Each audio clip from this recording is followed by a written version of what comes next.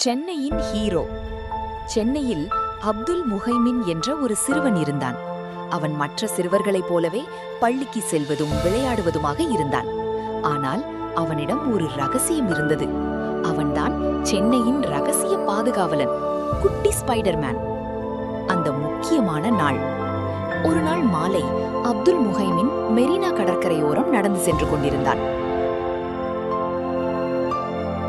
திடீரென்று மக்கள் அலறும் சத்தம் கேட்டது. உயரத்தில் கட்டப்பட்டு வந்த ஒரு பெரிய கட்டிடத்தின் மேலிருந்து ஒரு சிறுமி தவறி விழப்போகும் நிலையில் இருந்தாள்.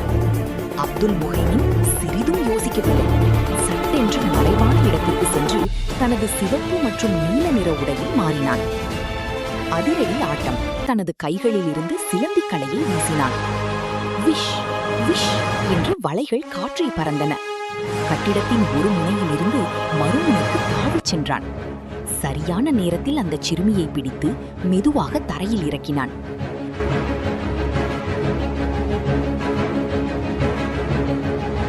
சுற்றியிருந்த மக்கள் அனைவரும் கைதட்டி ஆரவாரம் செய்தனர்.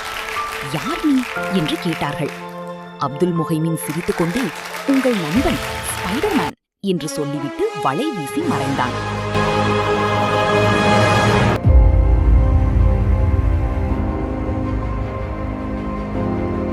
ஸ்பைடர்மேனின் வீட்டிற்கு வந்த அப்துல் முஹைமின் தனது பெரியப்பா சொன்ன ஒரு வாசகத்தை நினைத்து பார்த்தான்.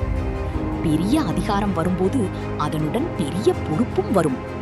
அன்று முதல் அப்துல் முஹைமின் வெறும் சுவர்களில் ஏறுவது மட்டுமின்றி வயதானவர்களுக்கு சாலை கடக்க உதவுவது, ஏழைகளுக்கு தன் உணவை பகிர்ந்து கொடுப்பது என உண்மையான சூப்பர் ஹீரோவாக வாழ்ந்தான்.